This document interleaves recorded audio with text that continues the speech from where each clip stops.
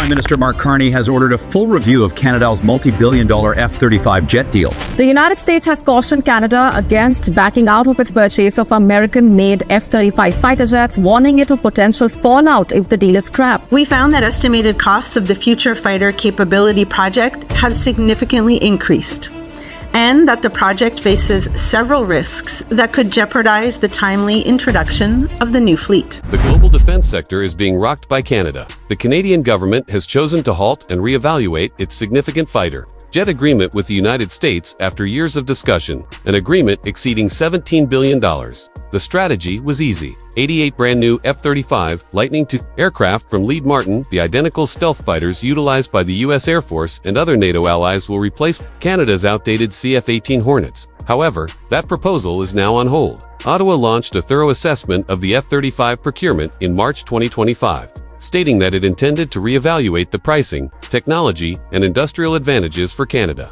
Simultaneously, a fresh proposal surfaced, originating from Sweden. The JAS 39 Gripen E fighters manufacturer, SOBAB, a Swedish defense business, has provided something the Americans did not. In collaboration with Canadian businesses like Bombardier, SOB claims it is prepared to produce and assemble Gripen aircraft domestically, generating employment. This is significant for Ottawa because Mark Carney, Canada's new Prime Minister, has stated that any defense contract must benefit Canadians economically, not merely by sending billions to foreign companies. But Washington was not pleased with this assessment. According to reports by Aerospace, and 1,945 U.S. officials warned Canada in secret that the two partners' defense cooperation may suffer if the F-35 agreement was dropped or postponed. The United States wants Canada to remain part of the F-35 network, using the same aircraft as the majority of its NATO allies. However, a few of defense specialists in Canada contend that the Gripen may actually make more sense. It is less expensive to purchase, simpler to maintain, and has demonstrated success in challenging northern environments, such as those found in Canada's Arctic. The Gripen might provide Canada greater autonomy over its Air Force operations.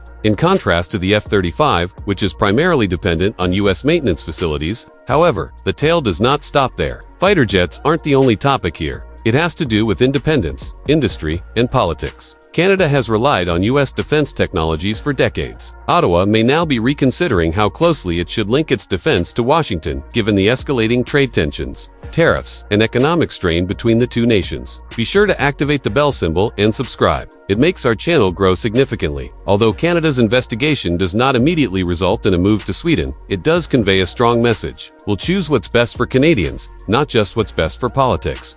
The administration is telling Stockholm and Washington, Canada might become the first significant NATO country to reject the US F-35 program if Saab's Gripen offer is accepted, a move that would change alliances in international defense markets for years. In the meantime, the US is discreetly campaigning behind the scenes, reminding Canada that the F-35 platform is essential to billions of dollars in joint training and systems. By late 2025, analysts predict a final conclusion. The world is keeping a careful eye on this because it's more than just a defense agreement. It represents changing power dynamics, industrial independence, and the widening gap between allies in North America. One thing is certain, whether Canada ultimately decides to abandon the F-35 entirely or pursue a hybrid strategy using both aircraft, the days of the U.S. automatically dominating Canadian defense are drawing to a close.